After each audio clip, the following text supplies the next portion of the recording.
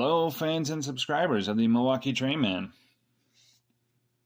We are back for episode 3 of the MTH HO Little Joes. Final thoughts. So I've converted both of my Little Joes up to ESU Loksound V5, and I have been running them with that Australian sound package I talked about in video 2. Once again, that's an AUSCISION, however you say that, Class 85. It's available on the ESU Loksound website. Much more satisfactory than the GG1 sound package, so highly recommend that if you're going the ESU route anyway. So I just want to give like my thoughts on performance and whatnot in hindsight now. So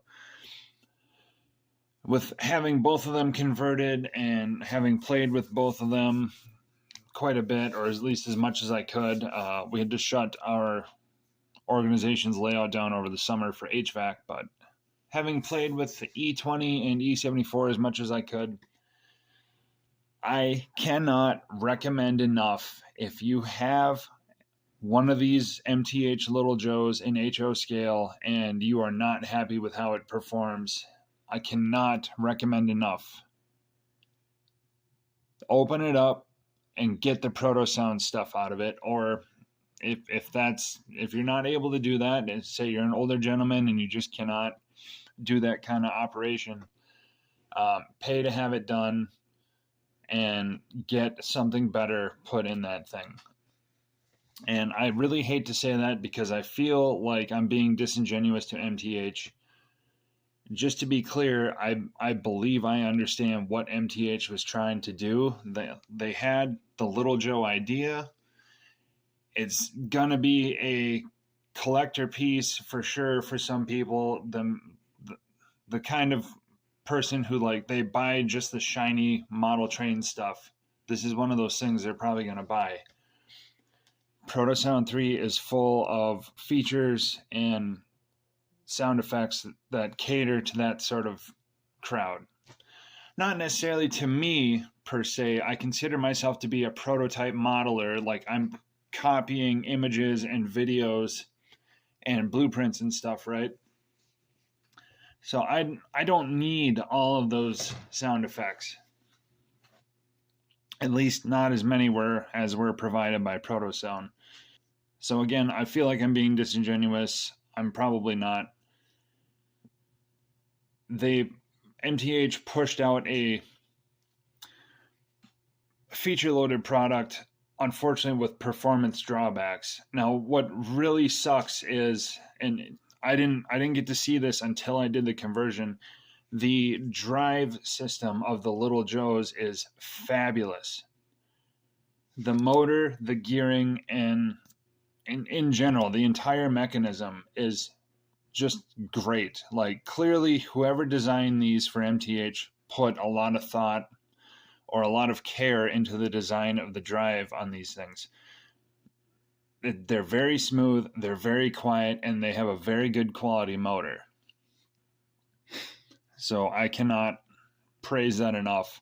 And that's really the foundational thing you want out of a let's say a serious use prototype locomotive, right? A good drive. If it doesn't have a good drive, it's not worth it. So once you do that conversion, you will unlock let's say the real potential of the fabulous drive system that these models offer. And in addition to converting the electronics, I also strongly recommend you add some extra weight to that frame. Both got 2 ounces of extra weight added. E20 got all those goofy tungsten chips like I showed in video number 2.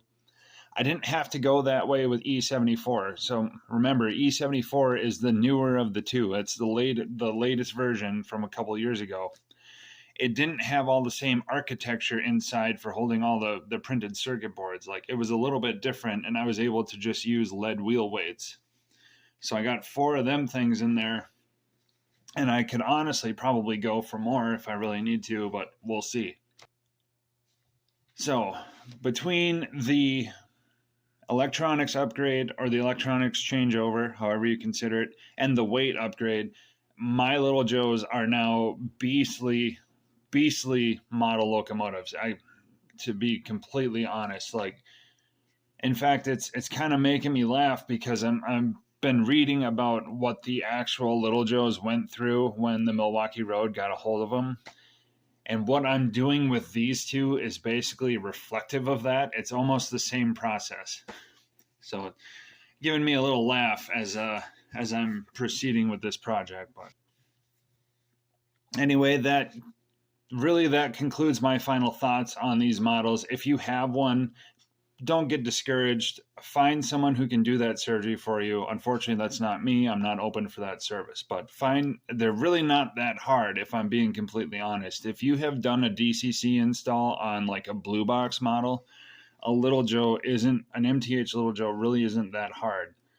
If you follow the NMRA recommended practices for the wiring schematic, like, they aren't that difficult, and they're quite spacious. So they're forgiving if you make a couple of blunders. So you get those electronics change over and unlock the actual capabilities of that fabulous drive system that MTH gave them, and you will be much happier with your Little Joe if you don't like it right now. So that concludes the MTH HO Little Joe miniseries. Have some video footage. I'll catch you guys later.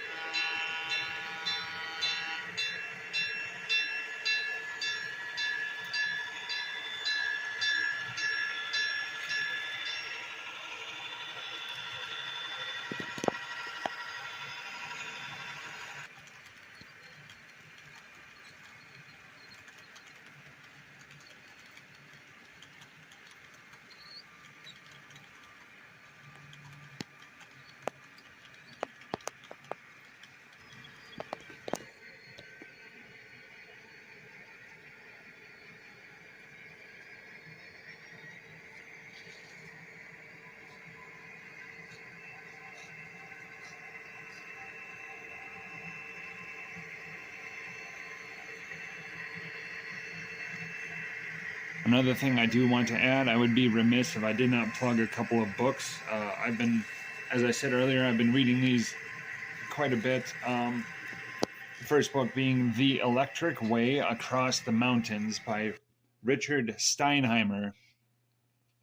Richard was, you can tell going through the book, Richard was the type of guy to get out with a camera and take a lot of photos.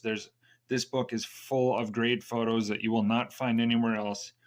The other book is The Milwaukee Electrics by Noel Hawley, which is absolutely full of, again, good photos and very good information. Mr. Hawley got out and talked to some engineers, one of the department heads, and Mr. Lawrence Wiley himself, the chief electrical consultant for the Milwaukee, in its closing days. So good info, good photos. Both books are highly worth getting. I cannot recommend them enough. They've been absolutely great resources for me as a modeler.